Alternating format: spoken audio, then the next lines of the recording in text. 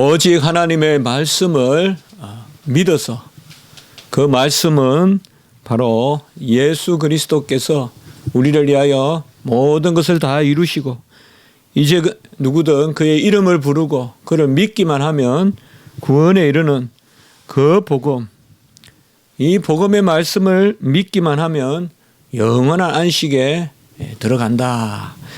이것이 지난주까지 우리가 보았던 말씀입니다. 구약의 그런 그림자의 안식이 아니라, 어떤 이 지상의 가나안 땅이 아니라 영원한 안식에 들어가는 그 도가 바로 예수 그리스도를 믿음으로, 그래서 여호수아가 이끄는 그 안식이 끝이 아니다.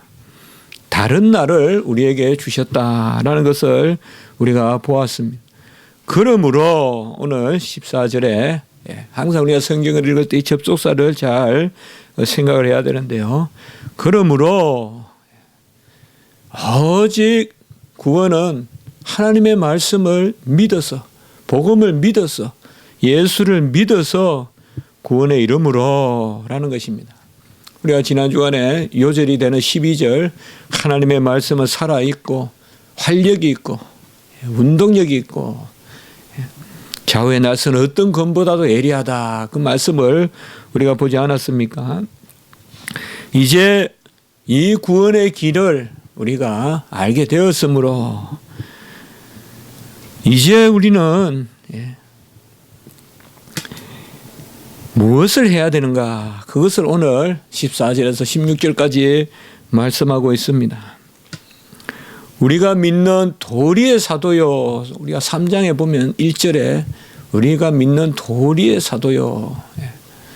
사실 3장에서 앞부분은 어떻게 믿는가에 대한 그 도리를 가르쳐 주시는, 그래서 우리가 믿는 도리의 사도요. 그 우리가 믿는 도리의 사도, 믿는 도리를 우리가 알게 하시는 그 사도, 그 예수 그리스도의 그 도리를 우리가 이제 알게 되므로 어떻게 할 건가 하면, 큰 대제사장이 계시니라고 이렇게 말씀하고 있습니다. 큰 대제사장이란 말은, 우리가 대제사장이란 말은 있지만 크다는 말은 사실 이다가 또 왜 붙었겠습니까? 제사장보다 더 큰 제사장이 대제사장이면 그것으로 족한데, 큰 대제사장이다라고 이렇게 형용사를 붙인 것은 바로 유일하신 대제사장, 바로 예수 그리스도를 말씀합니다. 우리에게 유일하신 대제사장, 큰 대제사장이 계시는데, 그분이 어찌 큰 대제사장이냐? 성천하셨다 이 말이에요. 성천하신 하나님의 아들 예수시라라고 이렇게 말하고 있습니다. 성천이란 말은 단지 하늘에 올라가셨다, 그 의미가 아니겠죠. 십자가에 죽으시고 다 이루시고 그 이루신 의를 우리 것으로 삼아 주시려고 올라가신 분.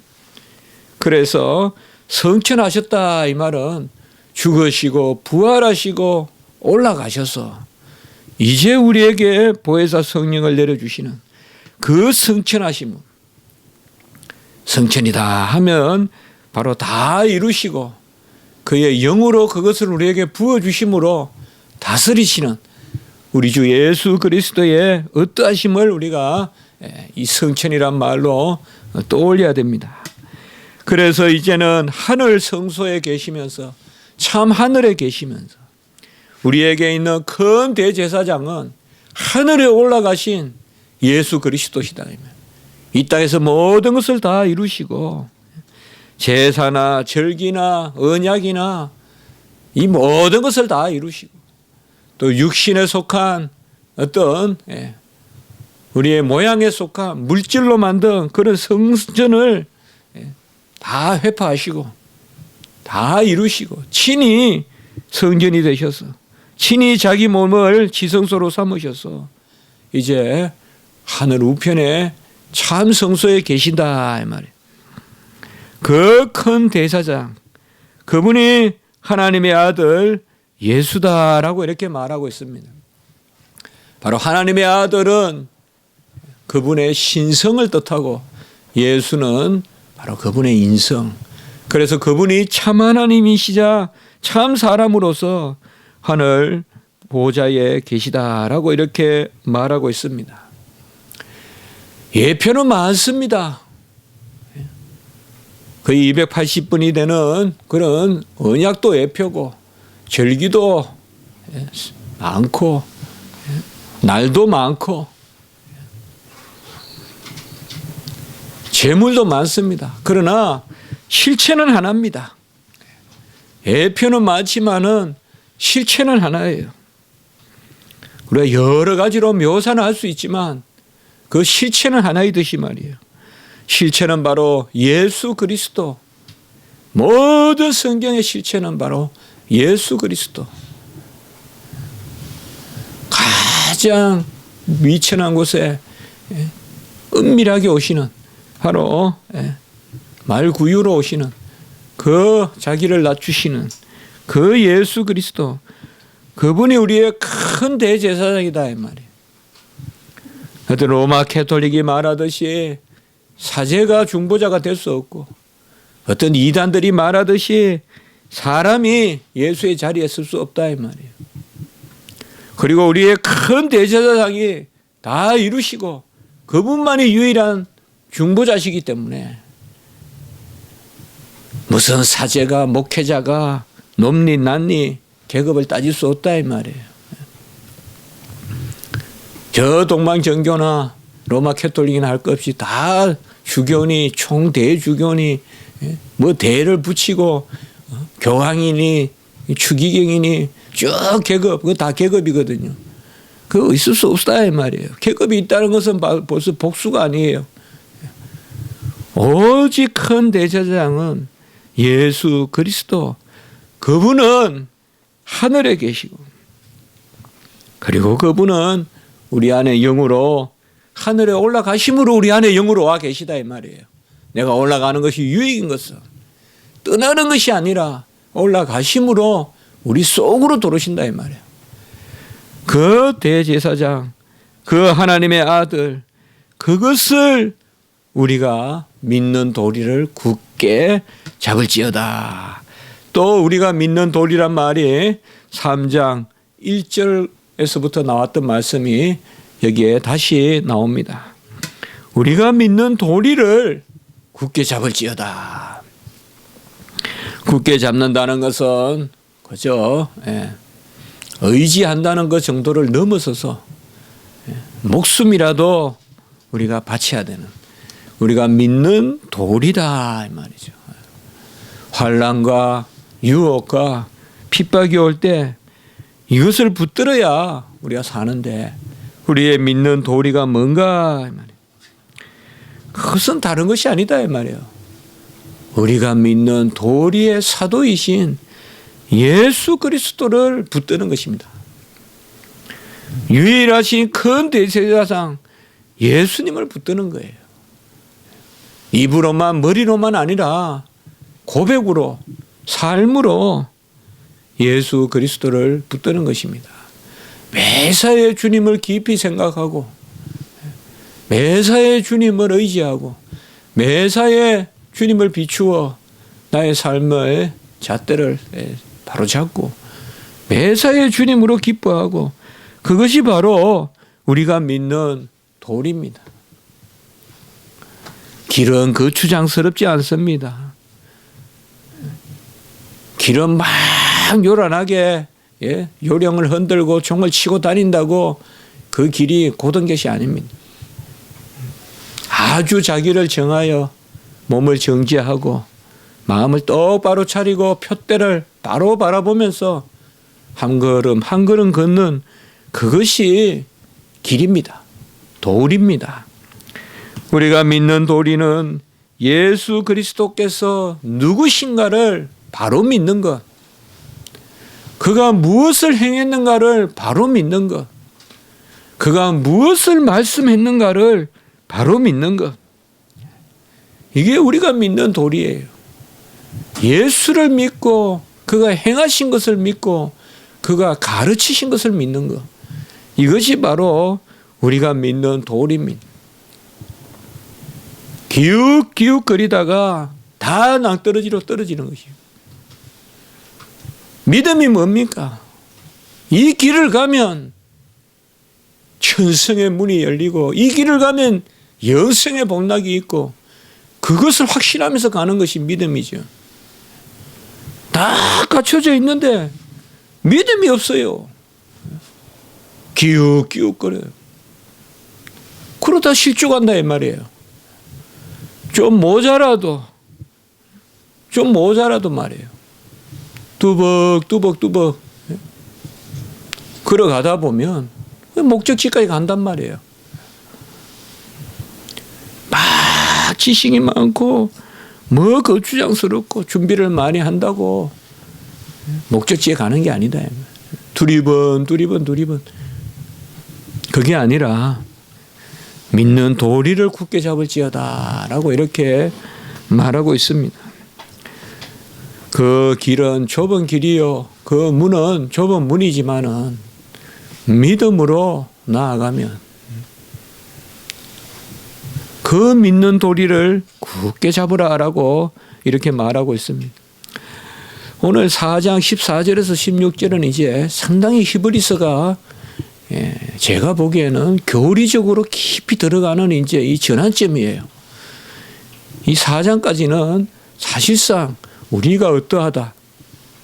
또 구약의 백성보다 신약의 백성이 훨씬 낫다. 또 천사보다 우리가 낫다. 이런 아주 은혜로운 말씀으로 서론이 어떻게 보면 계속되다가 이제 이 4장 오늘 14절 16절부터 점점 이제 교리적으로 들어가서 앞으로 이제 이 교리의 핵심은 바로 우리의 큰 대제사장 예수가 참 성소에 계시다는 것. 히브리서는 이 참 성소, 하늘 성소가 히브리서의 주제거든요. 그리고 11장에는 뭐예요? 그를 믿는 허다한 증인들. 이게 이제 바로 히브리서의 큰 주제가 되는데요. 하늘 성소의 유일하신 대제사장이신 중보자. 우리의 큰 대제사장이신 중보자. 그리고 그분이 참 성소에 계시는 그것을 믿는 것. 이게 히브리서거든요. 그게 히브리서예요. 그래서 바로 오늘 말씀은 우리가 믿는 도리를 굳게 잡으라. 믿음은 보이지 않으나 보이지 않는 것의 증거입니다. 믿음은 믿음이 끝이에요. 믿음은 증거도 없고 증명도 없어요. 믿음은 믿음이 끝이에요. 그냥 믿고 가는 거예요. 뭐 그다가 그 믿음을 어떻게 보여달라, 믿음을 증명하라. 그건 믿음이니까 믿음이 아닌 거예요. 그거는. 믿음은 간단한 거예요. 믿는 거예요.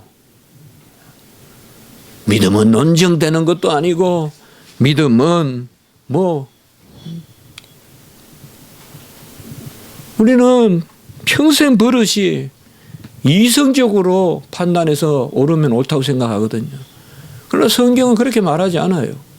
믿음이 이기는 것이고 믿음이 옳은 것이고 믿음이 열매가 있는 것이지 이성의 열매가 있지 않아요. 믿는 도리는 믿어야 돼요. 성경은 믿는 도리를 가르쳐줘요, 우리에게. 어떤 과학이 아니에요. 믿는 도리예요. 그런데 우리는 버릇과 같이 믿는 게 아니라 이성적으로 판단하는 그 도리, 그 진리, 그 철학에 익숙하거든요. 그러나 성경은 믿는 도리예요. 믿음은 보이지 않으나 보이지 않는 것의 증거예요. 믿음의 증거를 대라 그러나 믿음이에요. 내가 믿으니 믿음이 있다는 거고 믿으니 부활이 있다는 것이고 믿으니 새하늘과 새 땅의 삶이 있다는 것이지 그것을 논증하라 그렇게 할 수 없다. 믿음은 아직 이루어지지 않는 소망의 실상이다. 우리가 실상이라는 말이 뭐예요? 이미 되어 있고 그게 실상이잖아요. 그런데 믿음은 그 되어지기 전에 그것을 미리 되어진 것으로 바라보는 실상이다 이 말이에요. 사실 우리 안에 하나님이 주신 그런 은총이 넘치고 희락이 있고 평강이 있는 것은 이 믿음이 있어야 되는 거예요. 믿음이. 같이 합니다. 믿음의 비밀. 이거 설명할 수 없는 거예요. 누구에게. 그래 나 믿음 그거 있는데 내가 한번 설명해 볼게. 설명이 안 돼요. 내가 믿음이 있는데 그거 되게 즐거워. 당신도 한번 크게는 우리가 권할 수는 있지만 그 믿음은 비밀이에요. 왜요? 믿음은 보이지 않고 믿음은 잡히지 않고 믿음은 이미 이루어졌다는 것보다 바라는 것들의 실상이기 때문에 그 믿는 도리를 붙들으라라고 이렇게 이야기합니다. 말세에는 분명히 이 믿음에 대적하는 이성의 유혹이 많아요. 이성의 유혹이 많다고요. 아, 계산해 보니까 언제 주님이 오신대. 지금 상황을 보니까 우리가 어떻게 해야 돼. 이런 어떤 계산에 따라서 하는 이 유혹이에요. 우리가 믿는 도리를 굳게 잡는 것은 지금 하늘 성소에 계시는 보좌 우편에 계시는 예수 그리스도만을 깊이 알고 바라보고 그것이 바로 우리가 믿는 도리다 이 말이에요. 히브리서에 계속 나오는 깊이 알자 바라보자 이 말이에요. 우리가 믿는 도리는 곧 뭡니까? 대속의 도리입니다. 우리가 하는 것이 아니라 주님께서 우리를 위하여 속하여 주시는 우리가 믿는 도리는 공로가 아니라 대속의 도리. 주님께서 이 땅에 오셔서 다 이루신 그 도리를 믿다. 이 대속의 도리는 뭐냐? 15절에 바로 우리의 연약함을 동정하시다. 동정이란 말은 영어로는 compassion. compassion. 함께 고난을 받다. 뭐 그저 정서적인 거 아닙니다. 헬라어로 봐도 똑같은 뜻이에요. 숨파테이아. 숨이란 말은 함께, 파테이아라는 말은 패션, 고난. 바로 우리와 함께 고난을 받으신다는 거예요. 몸으로 느낀다는 거예요. 제3자로 그렇다라고 인정하는 것이 아니라 우리의 연약함을 동정한다는 것은 우리의 부족함과 우리의 수고와 우리가 당하는 통상적인 고난 이런 것을 다 겪으신다 이 말이에요. 주님께서. 이게 동정이에요. 우리는 이 수준의 동정에는 이룰 수가 없어요. 우리는 길 가는 사람을 그냥 도와줄 뿐이지 우리가 그 사람 같이 될 수는 없어요. 불가능해요. 이거는. 주님은 하나님의 아들이시기 때문에 사람이 되시고 주님이 하나님의 아들이시기 때문에 사람이 되실 수 있는 거예요. 성육신은 주님만 하시는 거예요. 성자만이 성육신 하실 수 있는 거예요. 성자만이 사실 우리의 연약함을 동정할 수 있어요. 이거는 진정한 동정이에요. 우리 속에 들어오시고 우리 같이 되시는 거예요. 통상적으로 우리가 당하는 고난을 다 당하셔요. 연약함을 겪으시고 수고하시고 배고픔을 느끼시고 피곤하시고 고온하시고 시장하시고 그러다가 우리가 치를 죄값까지 치르시는 거예요. 특별한 고난, 통상적인 고난이 아니라 비상적인 고난도 주님께서 당하시는 것이에요. 이게 바로 동정한다 이 말이에요. 우리의 연약함을 동정하지 못하실 리가 아니다 이 말이에요. 성부, 성자, 성령 삼위일체 하나님 가운데 하나님은 성자를 정하셔서 성자만이 우리 사람이 될 수 있어요. 성육신은 하나님만이 하실 수 있어요. 성자만이 하실 수 있는 거예요. 성자만이 우리의 모든 고난과 수고를 그대로 자기 것으로 당하실 수 있는 분이에요. 그 우리의 연약함을 동정하지 못하시는 분이 아니고 우리와 똑같은 시험을 받으셨다라고 이렇게 말씀하고 있습니다. 주님은 시험의 유혹을 당하실 분이 아니에요. 그러나 우리의 자리에서 주님은 시험을 받으셨어요. 시험은 크게 성경에서 세 가지를 생각하시면 돼요. 첫째로는 광야의 시험, 둘째로는 겟세마네의 시험, 세 번째는 고난의 시험이에요. 다른 많은 시험도 주님께서 겪으셨지만 가장 대표적인 것은 광야의 시험. 바로 육체의 충족을 채우라는 돌을 떡으로 바꾸라는 그 육체의 충족에 대한 시험. 그리고 저 성전 꼭대기에서 떨어져 내려보라는 어떤 명예욕, 가시욕에 대한 시험. 그리고 세상 만국을 모두 줄 테니까 한번 질만해라 라고 하는 어떤 헛된 영광을 구하는 시험. 우리 인간이 다 겪는 시험이에요. 물질의 시험, 명예욕의 시험, 헛된 영광의 시험. 이걸 주님이 다 겪었었어요. 그리고 주님은 겟세마네에서 이 잔을 내게서 지나가게 하옵소서. 이것은 바로 하나님의 뜻을 이루는 그 고난을 피하고자 하는 마음, 정서의 시험이 또 있어요. 우리도 특별히 이 겨울에 되면 누가 추운 데 가가지고 벌거벗고 이 사람이 있겠어요? 주를 위해 매를 맞으라면 맞겠어요? 빨리 집에 들어와서 편안한 이불 속에 있고 싶죠.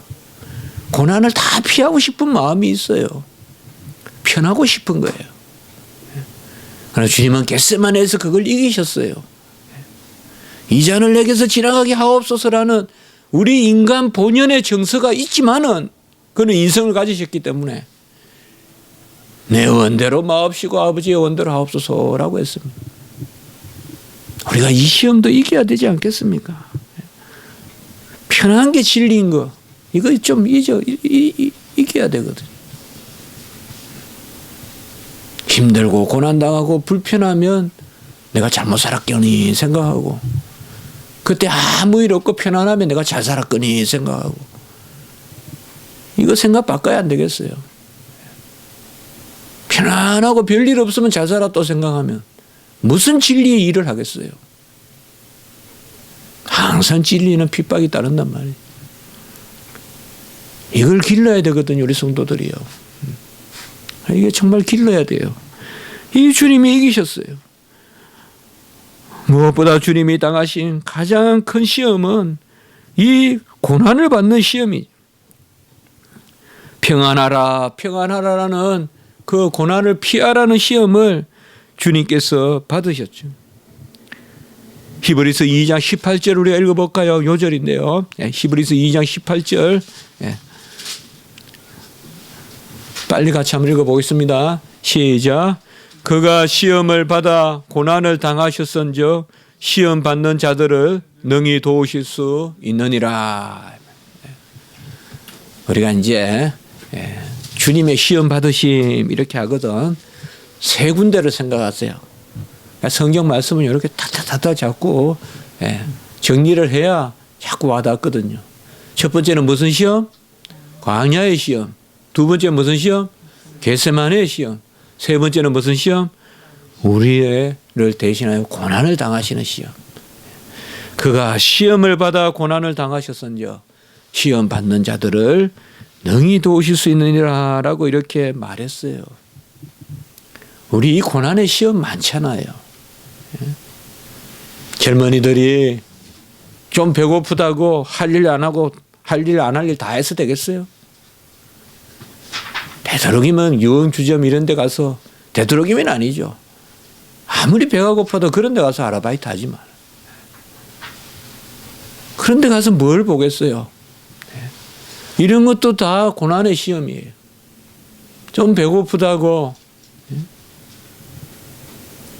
나쁜 일하고, 좀 편하게 살려고 나쁜 일하고, 그래서 그 돈을 취해가지고 그렇게 하면 안 된다 이 말이에요. 조금 힘들더라도 그런 게 바로 다 고난의 시험이에요. 고난을 당하셨은즉 시험 받는 자들을 능히 도우시니라. 바로 주님께서는 대제사장으로 이 땅에 오셔서 우리의 연약함을 동정하시고, 옛날에 우리에게 체휼하시고 동정하시고, 이건 예수님만이 할 수 있어요.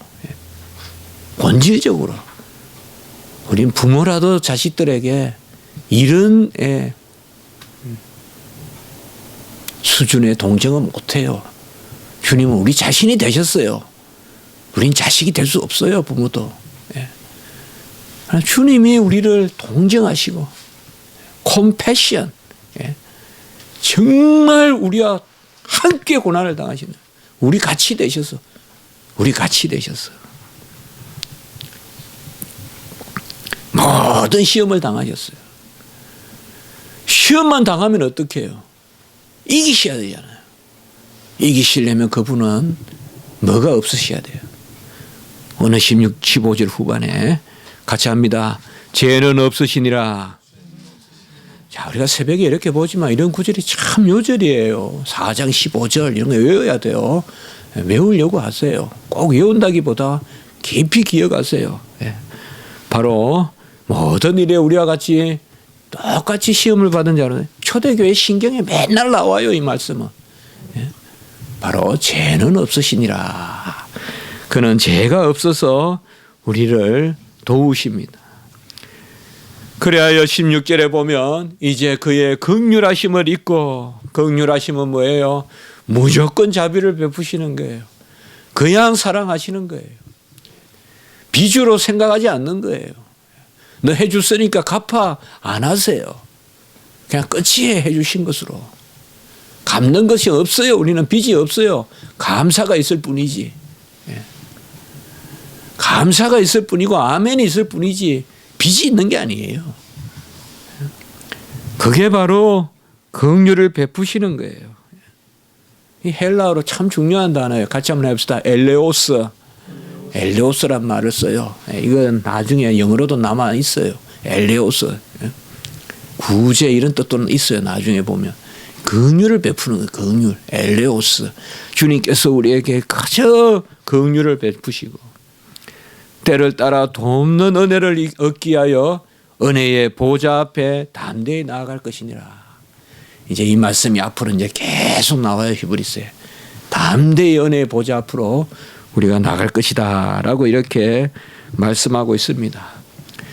긍휼을 베푸시니까, 무조건 사랑하니까 우리가 담대할 수 있지 않겠어요? 조건을 헤아려서 사랑한다면 얼마나 우리가 불안하겠어요. 너 한 주간 잘 살고 예배드리러 와. 이러면 얼마나 우리가 힘들겠어요. 얼마나 힘들겠어요. 너 한 주간 꼭 구제하고 몇 번 금식하고 몇 번 기도하고 그래야 주일날 예배 드릴 수 있어. 그렇게 하지 않잖아요. 담대히 은혜의 보호자로 나가고 담대히 기도하고 예배 드리는 것은 그가 우리를 긍휼히 여기시기 때문에. 성도는 다른 것 없어요.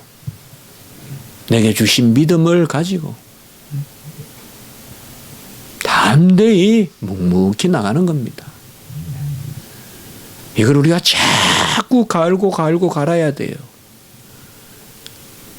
평화로울 때, 화평할 때 자꾸 이 믿음의 날을 세워야 돼요. 자꾸 새겨놔야 돼요. 그래야 우리가 안 흔들려요. 바로 그것을 오늘 우리에게 말씀하고 있습니다. 고린도후서 6장 2절 같이 한번 읽고 마치겠습니다. 같이 합시다. 보라, 지금은 은혜 받을 만한 때요, 지금은 구원의 날이로다. 이것이 오늘 16절의 말씀과 통합니다. 이 신약 시대, 은혜의 시대, 지금은 은혜 받을 만한 때요, 구원의 날이라. 시절을 쫓아 가시를 맺는다라고 했습니다. 때를 따라 돕는 은혜. 제가 몇 번 말씀드렸죠. 우리가 같이 나누었죠. 특별한 일을 해서 나무가 열매 맺는 거 아니다 그랬죠. 특별한 일 없으면 열매 맺어요. 성도는 때를 쫓아 열매를 맺어요. 무슨 특별한 일 하려고 하지 말고, 먼저 죄 짓지 말고 특별한 일 안 하려고 하세요. 나무는 특별한 일 없으면 열매 맺어요. 막 쓰레기를 붓고 그다가 그냥 비닐로 동여 매고 그냥 나무를 그냥 막 꺾고 이러면 열매를 못 맺지만은 그대로 두면 열매를 맺어요. 항상 열매란 말은 진리입니다. 아셨죠? 진리대로 있으면 열매 맺어요. 한번 기도드리겠습니다.